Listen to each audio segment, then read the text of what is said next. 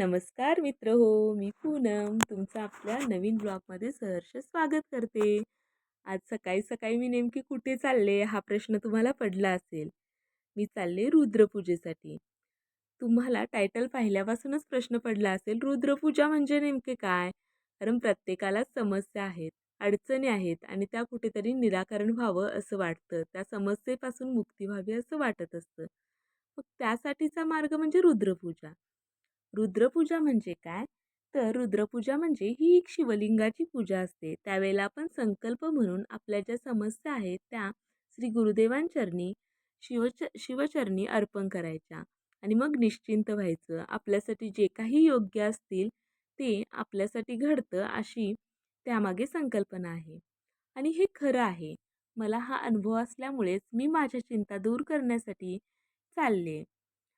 माझी मैत्रीण नेहा हिने मला विचारलं की तू येतेस का? मी क्षणाचाही विलंब न करता तिच्याबरोबर जायला निघाले. हीच आहे ती माझी झोपाळू मैत्रीण नेहा, जिने मला हा दुर्मिळ योग घडवून आणला. हॉलमध्ये गेल्यानंतरच इतकी प्रसन्नता वाटली की तयारीच सुरू होती. ओम नमः शिवायचं चॅन्टिंग सुरू होतं. चॅन्टिंग केल्यानंतरच एक मनात प्रसन्नता झाली. मनातला अर्धे प्रश्न तर तिथेच सुटून गेले.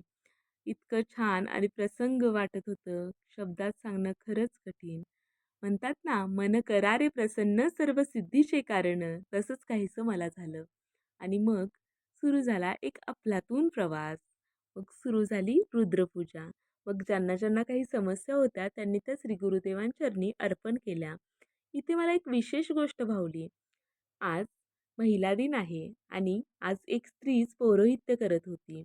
इतकं छान वाटलं की मी बऱ्याच क्षेत्रात स्त्रियांना पुढे जाताना पाहिलं, पण ही गोष्ट अशी एक भावली मला. मला वाटतं तुमच्या प्रत्येकाच्या आयुष्यातील चिंता कमी व्हाव्यात.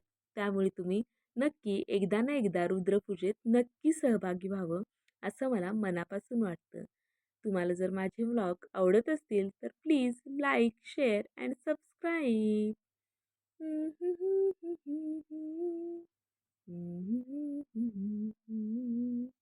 Thank you.